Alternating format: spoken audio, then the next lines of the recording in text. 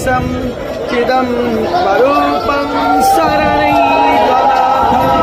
श्रीनीलगोत्राधिपतिवरेण्यं सुरेन्द्रवन्द्यं प्रणतोऽस्मि नित्यम्। ओम श्री परमात्मने नमः। तो पंचदशोऽध्यायः। श्री पुरुषोत्तम योग श्री भगवानुवाच ऊर्ध्वमूलमहस्ताखमस्मत्थं ब्रह्मणव्ययम् छन्दांसि यस्य पर्णानि यस्तं वेद स वेदवित् अधश्च ऊर्ध्वं प्रसुतास्तस्य शाखा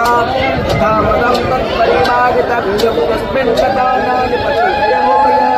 तमेव चार्यं पुरुषङ्कपत्ये यथा प्रवर्ते प्रसुता पुरा प्रकृति हरि बोल हरि हरि बोल हरि हरि गृहीत्वैतानि सञ्जाते वायुगन्धानि वासयात् श्रोत्रं चक्षुस्पर्शनं च रसनं घ्राणमेव च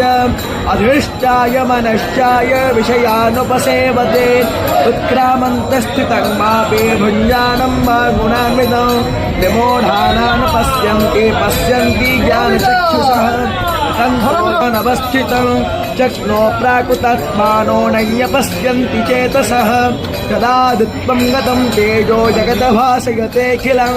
गच्छन् रामसि गच्छाग्नो तत्तेजो विद्यवामगं रामाविश्व च भूतानि धारयामि हमोजसा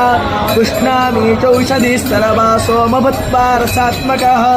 अहं वैश्वानरो भूत्वा प्राणिनां निहमास्थितः प्राणप्राणस्तमाज सर्वश्च चाहं